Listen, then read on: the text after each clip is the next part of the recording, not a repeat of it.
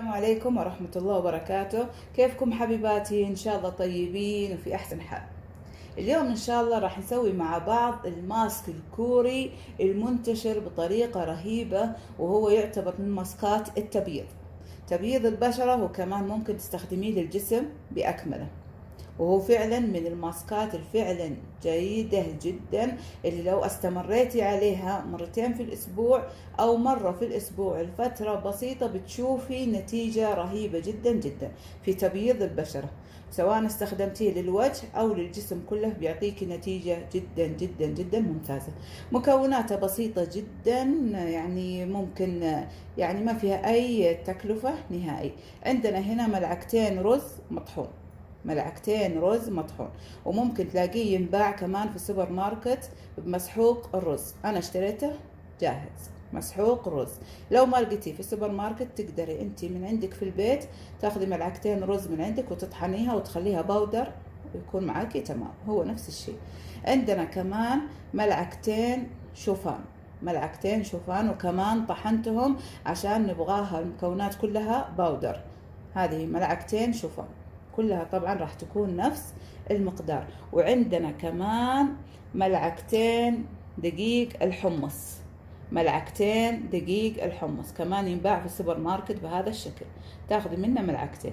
طريقته يا بنات جدا سهلة، هو ان احنا راح ناخذ المكونات هذه كلها وراح نضيفها مع بعض بهذا الشكل. بسم الله الرحمن الرحيم. وممكن انك يعني تعجنيها مع بعض بموية ورد أو بموية عادية، تقدر تسويها بموية ورد أو بموية عادية. أنا راح أضيف لها المرة هذه موية عادية، لأن بالعادة أنا استخدمها بموية ورد، المرة هذه بنستخدم موية عادية.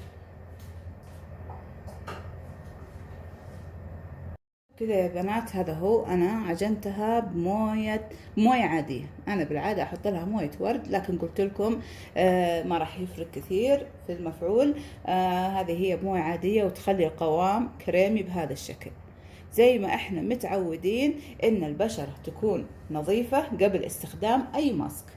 فانت راح تنظفي بشرتك وراح تفتحي مسامها بعمل سكراب وبموية دافية، وبتوزعيه على وجهك ورقبتك بأكملها، وتخليه لمدة نص ساعة. بعد كده تغسليها.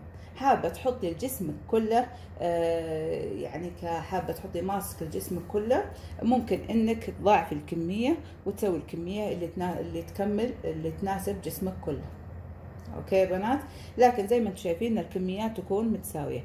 انا حطيت الحين ملعقتين من كل شيء، اللي هو المسحوق الرز والشوفان المطحون ودقيق الحمص. بتحطي لجسمك كمان نفس الشيء، بتحطي كميات متساوية من كل المكونات، وتقدري تسويها ماسك لجسمك بأكمله. وبكذا نكون وصلنا لنهاية ماسكنا لهذا اليوم، وإن شاء الله إنكم تستخدموه وتستفيدوا ويعطيكم أفضل وأروع النتائج بإذن الله تعالى. والسلام عليكم ورحمة الله وبركاته.